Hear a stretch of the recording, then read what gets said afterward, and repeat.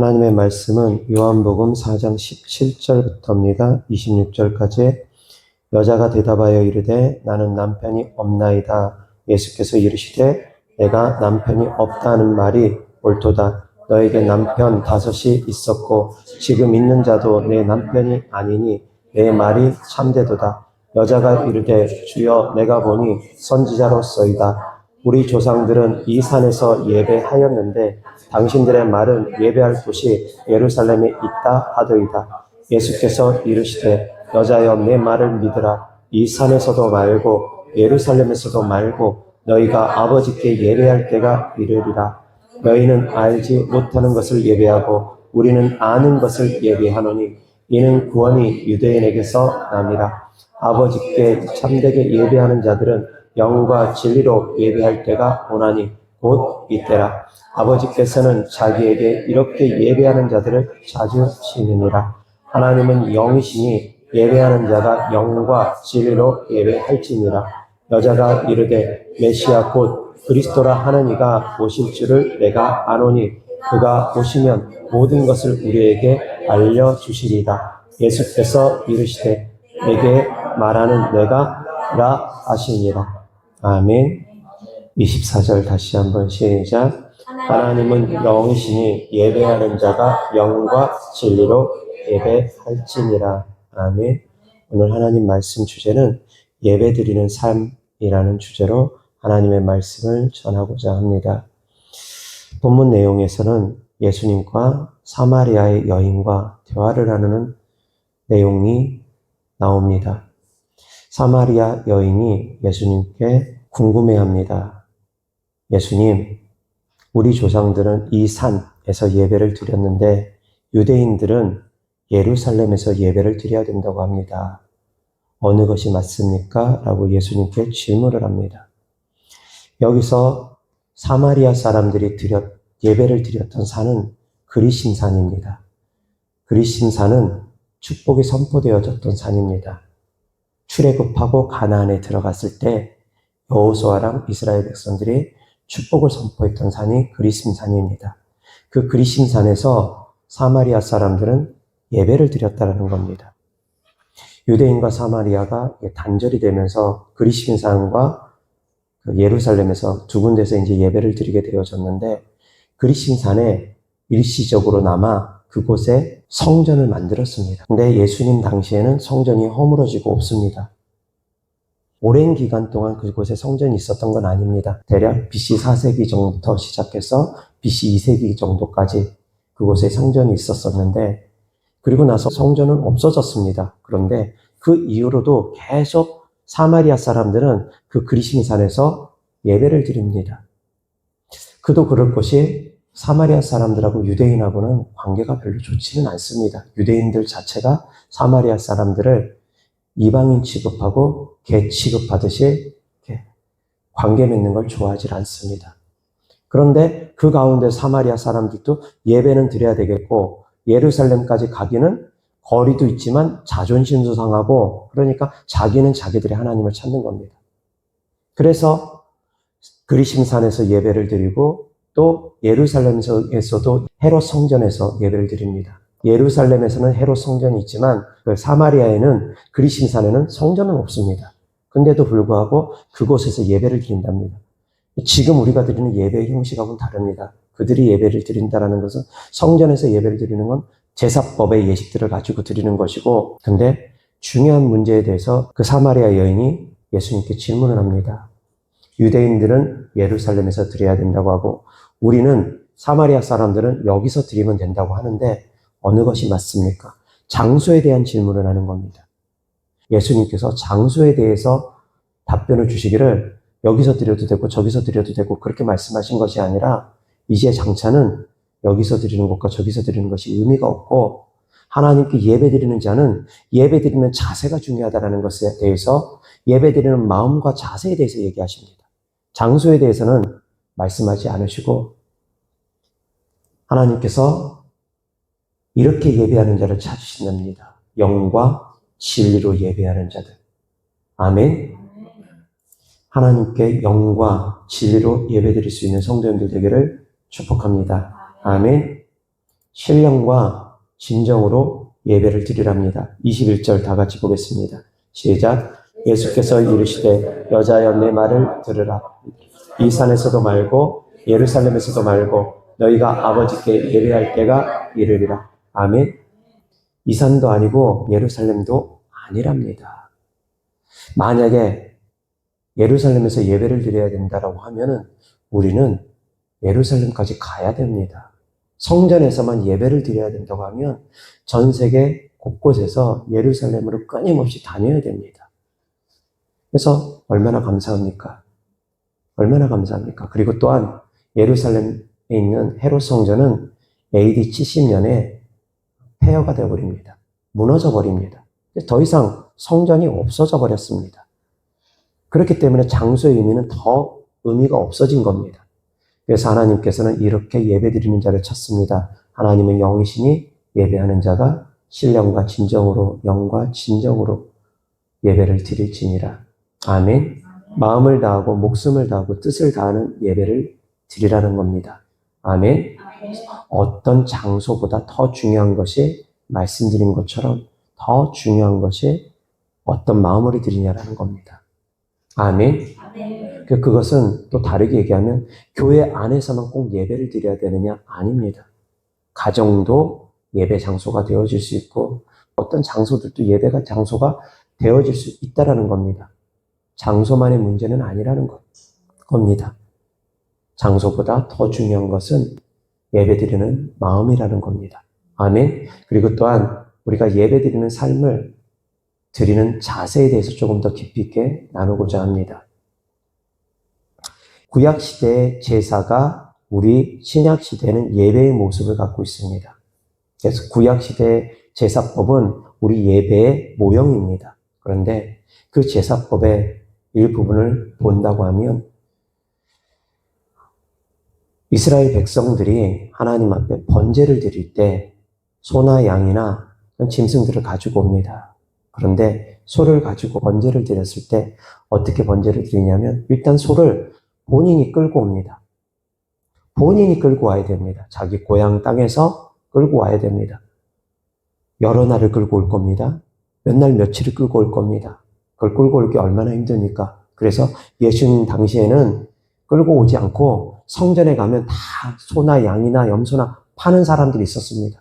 끌고 다니는 거 힘드니까 카페 가면 다 있었습니다. 근데 그것이 점점 의식화되어 버리고 형식화되어 버리니까 하나님께서 그 상을 다 엎어버린 겁니다. 하나님의 성전을 그 강도들의 소굴로 만들지 말라고 주님께서 다 엎어버리지 않습니까? 내 집은 만민의 기도하는 집이라고 주님께서 그렇게 말씀하신 것처럼 다 엎어버렸습니다. 왜? 자꾸 형식화되어 버리니까. 근데 왜 하나님께서 그렇게 힘들게 끌고 오게 하셨느냐? 그것은 그 정성을 보시기 때문입니다. 그 마음을 보시기 때문입니다. 그 희생을 보시기 때문입니다. 아셔야 됩니다. 가까운 교회만 다닌다고 그게 다 좋은 것은 아닙니다. 하나님은 우리가 하나님 앞에 나오는 모든 그 희생된 발걸음 다 찾으십니다. 그리고 또 그렇게 끌고 왔습니다. 그러면 이제 제사장한테 다 맡기면 끝이냐? 아닙니다. 제사장한테 맡기면 끝이 아니라는 겁니다. 그 소를 누가 잡느냐? 본인이 잡습니다. 제사장이 잡는 거 아닙니다. 본인이 잡아야 됩니다. 그 집에서 키우던 짐승들, 소나 양이나 염소나 그 짐승들을 본인이 끌고 와가지고 그 먼 거리를 끌고 와서 본인이 잡습니다. 직접. 얼마나 힘들겠습니까? 얼마나 힘들겠습니까? 늘 잡았던 사람들은 그래도 좀 익숙할 겁니다. 제사장은 늘 보니까 업이니까 익숙할 겁니다. 그런데 개개인은 일반 백성들은 그렇게 잡았을 일이 얼마나 있겠습니까? 서툴고 힘들 겁니다. 근데 그 과정을 본인이 하랍니다. 가죽을 벗기고 각을 뜨고 본인이 하랍니다. 제사장이 하는 건 아닙니다. 본인이 하라는 겁니다. 그것이 바로 예배의 시작입니다. 하나님께서 왜 힘들게 본인이 다 하라고 하셨을까요? 나의 죄를 전가하기 위해서 짐승의 머리에다 손을 얹고 그러면서 이제 죽이고 피를 흘리고 가죽을 벗기고 각을 뜨고 몇 시간이나 걸릴 겁니다. 쉬운 것이 아니라는 겁니다. 그것이 바로 예배의 모습 가운데 시작입니다. 성도님들이 예배를 드리는 마음의 자세라는 겁니다. 저는 한 번씩 그런 생각을 합니다. 복음이 제대로 전해지지 않는 기독교 핍박 국가들, 예수님을 믿는 것이 너무너무 힘든 국가들, 예배를 드리는 것이 너무너무 힘든 국가들, 그곳에서 신앙생활하는 사람들을 저는 한 번씩 생각을 합니다. 그런 곳에서 신앙생활하는 분들은 예배를 드림이 정말 힘들 겁니다. 핍박 각오하고 드려야 될 것이고, 몰래 007 작전에서 몰래 만나서 예배 드려야 될 것이고, 몇 시간씩 통성기도하면서 예배 드리는 것 쉽지 않을 겁니다. 1시간 예배 드리는 것도 어쩌면 쉽지 않을 수도 있습니다. 잠깐 모여가지고 몇십 분 예배 드리고 헤어지고 그럴 수 있을 겁니다. 근데 그들의 그 예배는 우리가 드리는 예배하고 차원이 다릅니다. 그들의 예배는 정말 진한 예배입니다. 목숨 걸고 드리는 예배이기 때문에, 핍박받을 것 각오하고 드리는 예배이기 때문에, 모든 것을 희생할 각오를 하고서 드리는 예배이기 때문에 그들의 예배는 우리처럼 이렇게 안일하게 드리는 예배하고는 차원을 달리할 겁니다. 그래서 그들의 예배 시간은 우리처럼 이렇게 여러 시간 예배를 드리지 않더라도, 1시간을 못 드린다 할지라도 그 예배는 우리하고 다르다는 겁니다. 왜 그러느냐? 희생이 있기 때문입니다. 주님을 향한 간절한 사랑이 있고 희생이 있기 때문입니다. 정말 마음을 다하고 목숨을 다하고 뜻을 다하는 예배이기 때문입니다. 아멘. 예배 시간 길게 드리는 거 좋습니다.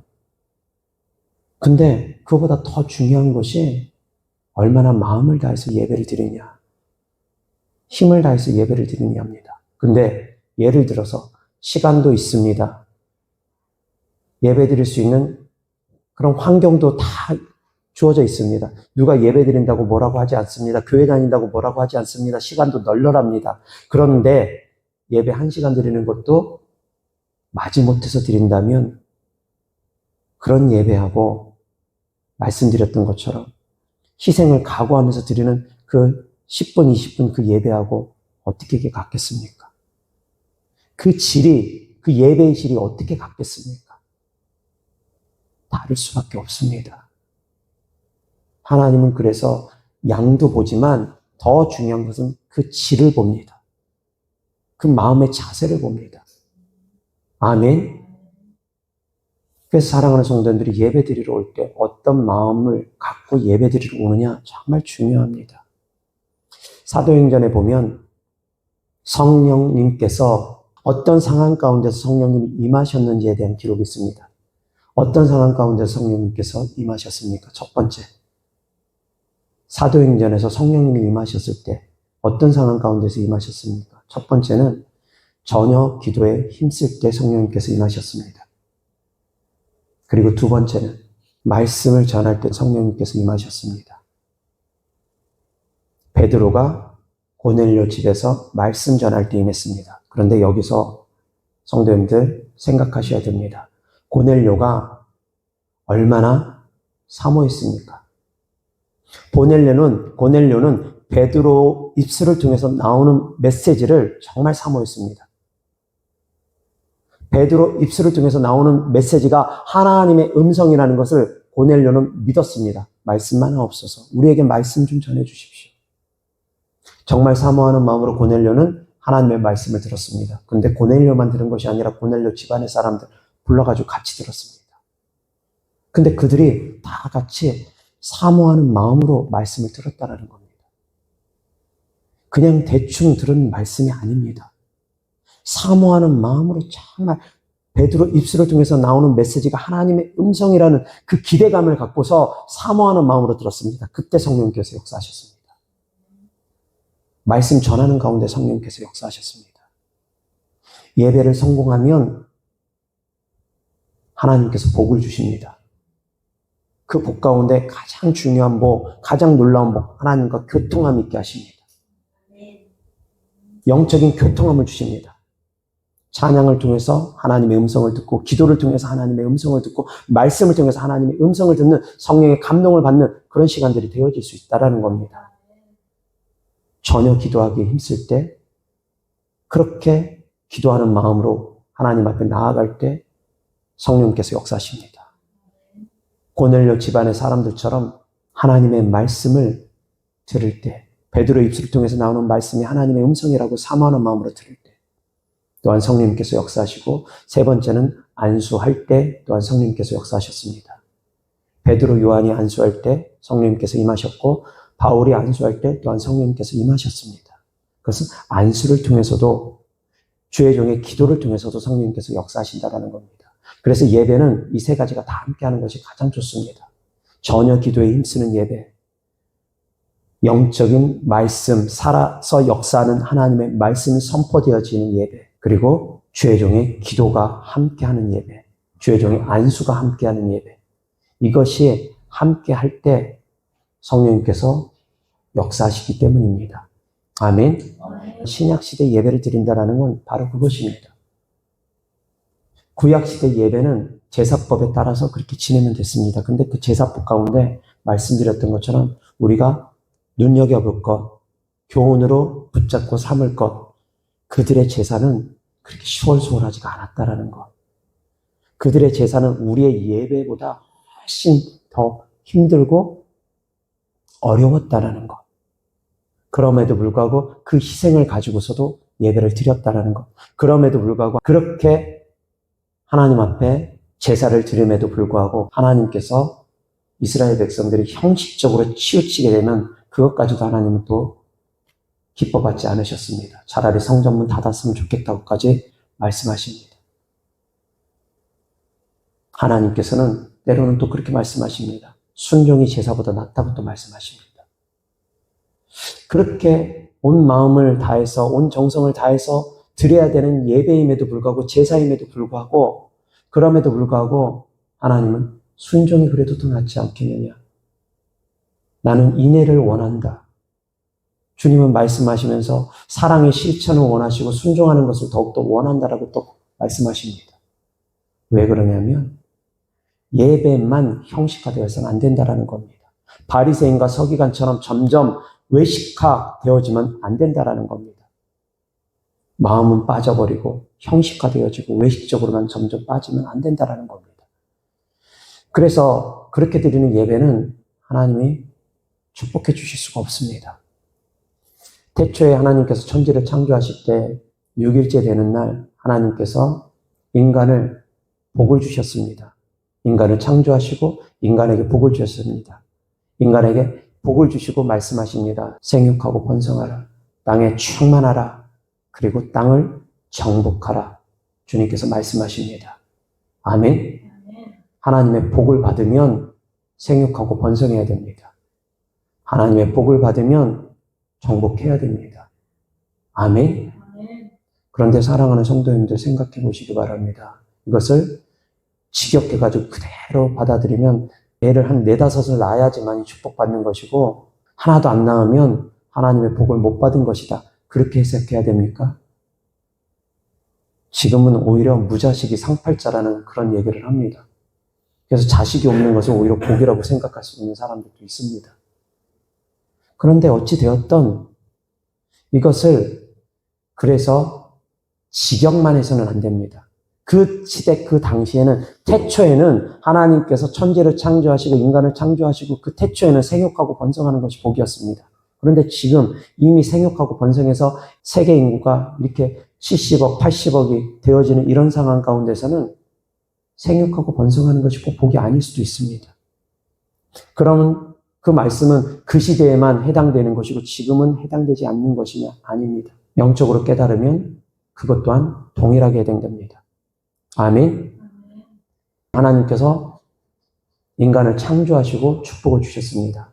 성령 하나님께서 우리에게 들어오시면 우리의 영은 새롭게 창조되어지는 것 같습니다. 새 생명을 얻습니다. 아멘. 성령 하나님 우리 안에 들어오시면 우리에게 복을 주십니다. 아멘. 성령 하나님께서 우리 안에 들어오시면 우리 안에 복을 주십니다. 어떤 복을 주시느냐? 생육하고 번성하는 복을 주십니다. 생육하고 번성하라는 건 무엇입니까? 우리의 영이 살아나는 것을 의미하는 겁니다. 성령에 충만할 때 우리의 영이 더욱더 살아나는 겁니다. 그리고 생육하고 살아났으면 이제 번성하고 퍼뜨리라는 겁니다. 그래서 성령이 너희에게 임하시면 예루살렘부터 온 유대와 사마리아와 땅끝까지 이르러 내 증인이 된다는 말씀이 그 말씀입니다. 번성이 되어지는 겁니다. 땅에 충만하게 되는 겁니다. 점점 더 복음이 충만하게 사마리아와 땅끝까지 확장되어져 가는 겁니다. 아멘. 그리고 땅을 정복해 나가는 겁니다. 땅을 정복해 나가는 겁니다. 그것은 우리에 있는 우리 육체인 우리 에덴 동산과 같은 우리 육체를 악한 영들이 점령하고 있는 것을 정복해 나가는 겁니다. 죄들을 멀리하면서 우리가 거룩한 성전이 되어져 가게끔 정복해 나가는 겁니다. 두 가지로 같이 보면 낫습니다.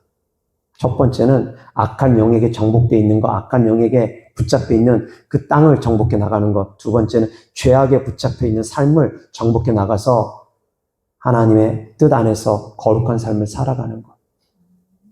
그렇게 하나님의 축복을 받으면 성령께서 임하시면 그러한 삶을 살게끔 하나님께서 도우신다는 겁니다. 아멘. 예배 드리는 삶 가운데 하나님의 성령께서 또한 임하신다는 겁니다. 왜? 예배 드리는 삶 가운데는 전혀 기도에 힘쓰는 예배가 있어야 되고, 살아서 역사는 하나님의 말씀이 있어야 되고, 그리고 주의 종을 통한 안수가, 기도가 있어야 되고, 그것이 함께 할 때 그 예배를 통해서 하나님께서 역사하시고 그 예배를 통해서 생육하고 번성하는 일들이 벌어진다는 겁니다. 영이 소생되어지는 일들이 벌어진다는 겁니다. 아멘. 여기서 하나님 말씀 보겠습니다. 레위기 1장 3절부터 9절입니다. 그 예물이 소의 번제이면 흠없는 수컷으로 회막문에서 여호와 앞에 기쁘게 받으시러 드릴지니라. 그는 번제물의 머리에 안수할지니 그를 위하여 기쁘게 받으심이 되어 그를 위하여 속죄가 될 것이라. 아멘. 잠시만요. 자, 4절 다시 봅니다. 그는, 여기서 그가 누굽니까? 주어를 잘 알아야 됩니다.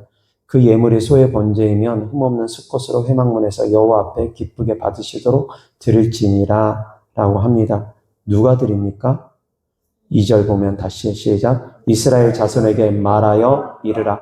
여기서 너희 중에 누구든지 여호와께 예물을 드리려거든 가축 중에서 소나 양으로 예물을 드릴지니라. 자, 대상이 누굽니까? 이스라엘 자손이라는 겁니다. 이스라엘 자손이 대상입니다. 그 예물이 소의 번제면 흠없는 수컷으로 회막문에서 여호와 앞에 기쁘게 받으시도록 드릴지니라. 그는, 여기서 그는 제사장이 아닌 이스라엘 백성들입니다. 그는 번제물의 머리에 안수할지니 그를 위하여 기쁘게 받으심이 되어 그를 위하여 속죄가 될 것이라. 그를 위하여 속죄가 된다는 겁니다. 이스라엘 백성들을 위하여 속죄가 되는 겁니다. 5절 다시 시작. 그는 여호와 앞에서 그 송아지를 잡을 것이요 아론의 자손 제사장들은 그 피를 가져다가 회막문 앞 제단 사방에 뿌릴 것이며. 아멘. 다시 5절 보면 그는 역시 동일합니다. 누굽니까?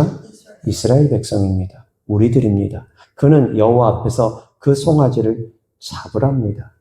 그리고 아론의 자손 제사장들은 그 피를 가져가는데 잡으면 피가 흘리면 그 피를 가져다가 회막문 앞 제단 사방에 뿌리는 건 이제 제사장의 몫입니다. 그리고 또 그는 또 그 번제물의 6절 시작. 그는 또 그 번제물의 가죽을 벗기고 각을 뜰 것이요. 아멘. 또 누굽니까? 그가 누굽니까? 역시 이스라엘 백성입니다. 그는 또 그 번제물의 가죽을 벗긴답니다. 소의 가죽을 벗깁니다. 아마추어가 이거 하려면 얼마나 힘듭니까? 해본 사람이나 좀 하지. 이거 하려면 얼마나 힘듭니까? 이것을 제사장이 하는 것이 아니라 성도들이 하는 겁니다. 이것이 바로 예배의 모습이었다는 겁니다. 적당히 대충 드리는 예배가 아니었습니다. 하나님 앞에 나오는 것은 시간과 정성, 이 모든 것이 말 그대로 정성과 시간이 없으면 안 됩니다. 예물 가져와야 됩니다. 물질 있어야 됩니다. 정성 있어야 됩니다. 시간 있어야 됩니다. 시간 할애해야 됩니다. 그 모든 것이 이 안에 담겨 있다라는 겁니다. 7절부터 계속 제사장 아론의 자손들은 제단 위에 불을 붙이고 불 위에 나무를 버려놓고 아론의 자손 제사장들은 그 등 각과 머리와 기름을 제단 위에 불 위에 있는 나무에 버려 놓을 것이며 그 내장과 정강이를 물로 씻을 것이요 제사장은 그 전부를 제단 위에서 불살라 번제를 드릴지니 이는 화제라 여호와께 향기로운 냄새니라. 아멘. 번제에 대한 말씀입니다. 말씀드렸던 것처럼 번제가 그렇게 쉬운 것이 아닙니다. 그냥 양이나 소나 갖다 바치면 되겠지? 아닙니다.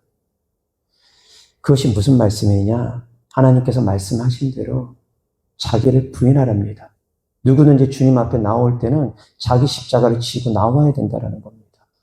자기 희생이 포함되는 겁니다. 소나 양이나 염소를 잡는 것은 내 대신, 나의 죽음 대신 그 짐승들이 대신 죽는 겁니다. 안수하면서 나의 죄를 정가시키면서 나 대신 그 죄값을 짊어지고 그 짐승들이 죽는 겁니다. 그 짐승이 바로 예수님의 예표인 것처럼. 아멘. 누군가는 죽어야 되는 겁니다. 죄사함의 대가입니다. 피 흘림이 없이는 죄사함이 없다고. 죄사함의 대가는 누군가는 피를 흘려야 되는 겁니다. 그래서 구약지대에는 짐승이 피를 흘렸지만 예수님께서 단번에 대제사장이 되어서 단번에 하나님께 드려진 제물이 되어주심으로 말미암아 이제 그 제사법은 해졌지만 그 제사의 형식 가운데 우리가 배워야 될 것들이 있다는 겁니다. 그것이 바로 예배의 모습이었기 때문입니다. 아멘. 그래서 하나님 앞에 나오는 마음, 사랑하는 성도님들 정말 마음의 중심에 예배드리는 마음의 중심에 사모하는 마음으로 예배드릴 수 있기를 축복합니다. 앞서 말씀드렸던 것처럼 복음의 불모지에서는 핍박받을 것 각오하고 때로는 목숨 걸면서 예배를 드립니다. 우리는 그렇게까지 예배 드리지 않습니다. 그래서 그들이 드리는 예배와 우리가 드리는 예배는 그 예배의 향이 진하기가 다릅니다. 그런데도 불구하고 잠깐 드리는 예배를 힘들다고 찬송가도 4절까지 부르는 거 힘들다고 1절만 부르고 뭐 명절이나 뭐가 이제 껴있으면 주일날까지도 그냥 대충 예배 드리고 말아버리고 예배는 하나님과의 교통함이 있어야 됩니다. 아멘. 창세기 1장 28절 봅니다. 다 같이 시작. 하나님이 그들에게 복을 주시며 하나님이 그들에게 이르시되 생육하고 번성하여 땅에 충만하라. 땅을 정복하라. 바다의 물고기와 하늘의 새와 땅에 움직이는 모든 생물을 다스리라 하시니라. 아멘. 하나님께서 인간을 창조하시고 복을 주셨습니다. 그런데 여기에서 복은 히브리어 단어로 바라크입니다. 바라크라는 단어의 뜻 가운데는 어떤 뜻이 있느냐면 송축하다라는 무릎 꿇다라는 의미도 담겨져 있습니다. 그래서 이 바라크라는 단어는 두 가지로 크게는 해석을 합니다. 첫 번째는 하나님께서 인간을 향할 때 쓰시는 것은 복을 주셨다라고 표현하면 됩니다. 그런데 인간이 하나님께 향해서 바라크라는 단어가 쓰여질 때는 이것은 송축하다, 무릎 꿇다라는 의미가 되어지는 겁니다. 그래서 같은 단어를 가지고 어떤 곳에서는 하나님께 송축할 때 이 바라크라는 단어를 쓰고 하나님께서 인간을 복 주실 때 또한 바라크라는 단어를 동일하게 씁니다. 그런데 이 두 가지 다른 의미지만 대상이 누구냐에 따라서 다르지만 이 두 가지를 저는 같이 합해서 두 가지 의미를 같이 합해서 해석을 해도 큰 문제는 없다고 저는 생각을 합니다.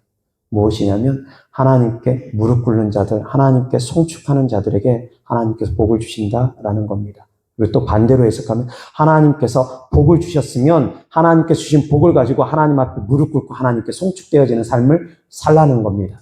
생육하고 번성하고 땅에 충만하고 땅을 정복하고 그것은 곧 복음 전하는 사명을 살라는 겁니다.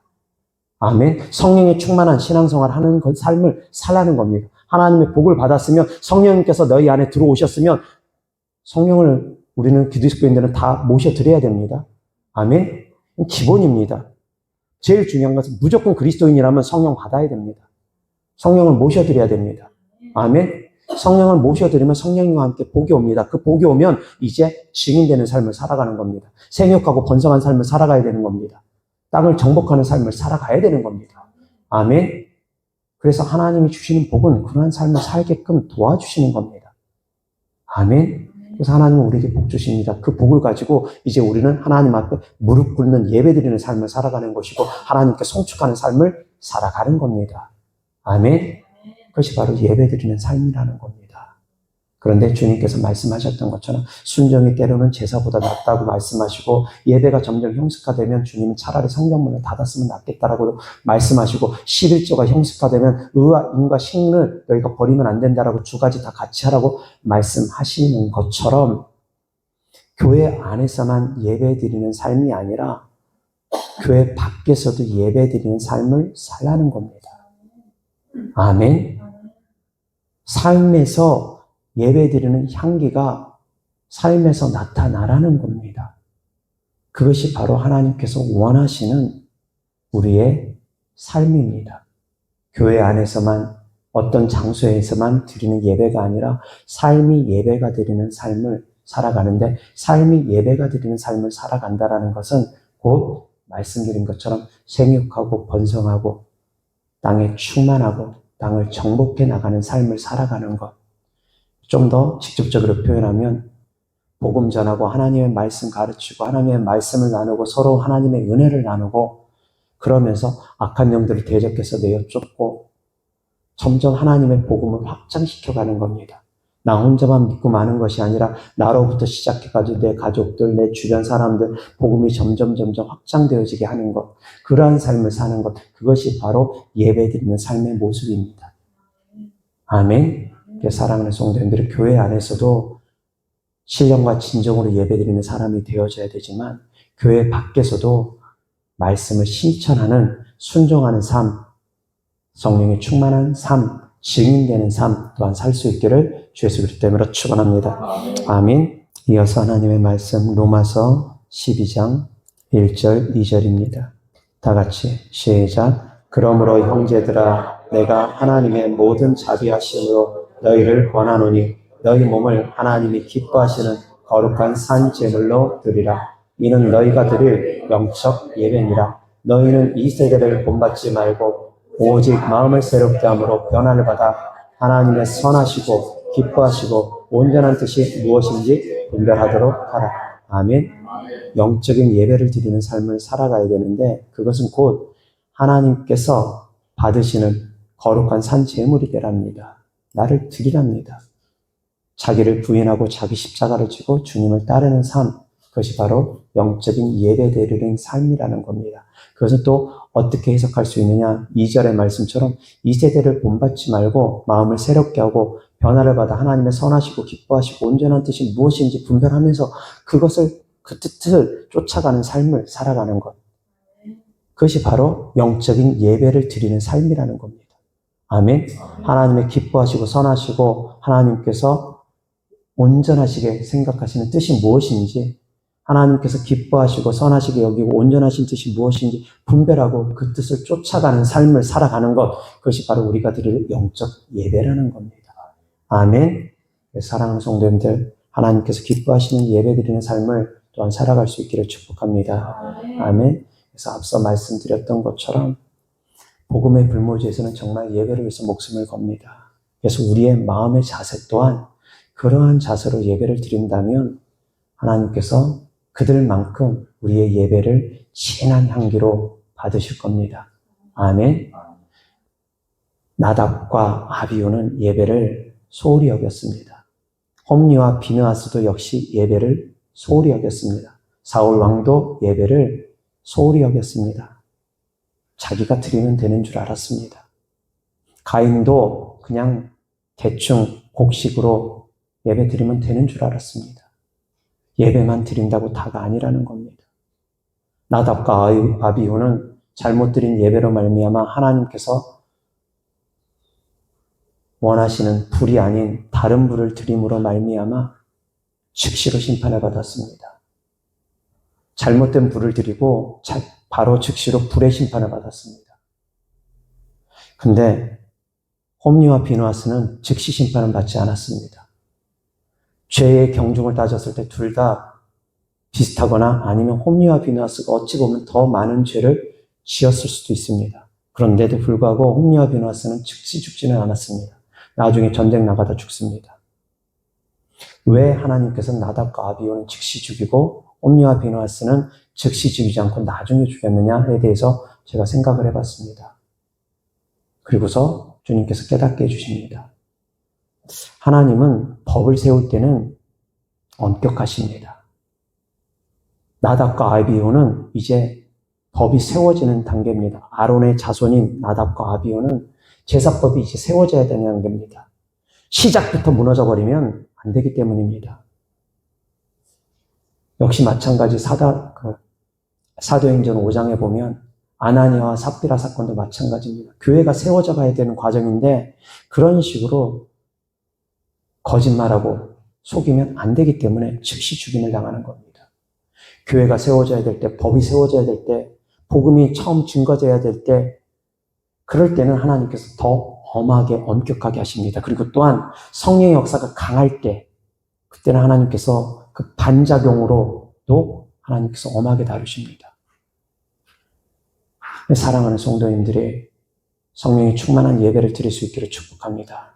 근데 말씀드린 것처럼 귀신 축사가 강하게 나타나고 성령 역사가 강한데 반작용도 강하게 나타납니다. 악한 것들의 회방도 강하게 나타날 수 있습니다. 그래서 그 반작용을 성도인들이 잘 이겨내야 됩니다. 악한 것들이 그 저항도 잘 이겨내야 됩니다. 그럴 때 더욱더 은혜가 크다라는 걸 깨달을 수 있는 성도님들 되기를 축복합니다. 아멘. 그래서 시험과 환난을 잘 이길 수 있기를 주 예수 그리스도 이름으로 축원합니다. 그래서 예배에 승리할 수 있기를 주 예수 그리스도 이름으로 축원합니다. 기도하겠습니다. 하나님 아버지 감사합니다. 사랑합니다. 우리가 예배드리는 삶을 나눴습니다. 하나님께 우리가 신령과 진정으로 예배드리는 삶을 살기를 원하는데 우리가 이 땅을 살아가는 동안 교회 밖에서도 영적인 예배를 드리는 삶을 살아가기를 원합니다. 이 세대를 본받지 말고 하나님께서 기뻐하시고 선하시고 온전하신 뜻이 무엇인지 분별하면서 우리가 하나님께서 기뻐하시는 삶을 살아갈 수 있도록 주님 또한 도와주시옵소서. 우리의 마음의 중심이 하나님께 항상 항해 있을 수 있도록 주님 도와주시옵소서. 그럼에도 불구하고 우리가 부족하고 연약하여서 즉시로 변화되지 못해서 연약한 모습들이 있습니다. 주님께서 은혜 베풀어 주셔서 불쌍히 여겨 주셔서 주님의 강하신 팔로서 붙들어서 우리가 더욱더 신속히 변화될 수 있도록 주님 도와주시옵소서. 주님께 드려진 예물들을 축복합니다. 주님을 사랑하는 마음으로 천국의 소망을 두는 믿음으로 드린 예물들마다 주께서 기뻐 받아 주셔서 이 땅에서도 30, 60배, 100배 열매 맺게 하여 주옵소서. 우리 주님 예수 그리스도 이름으로 축복하며 기도드렸습니다. 아멘.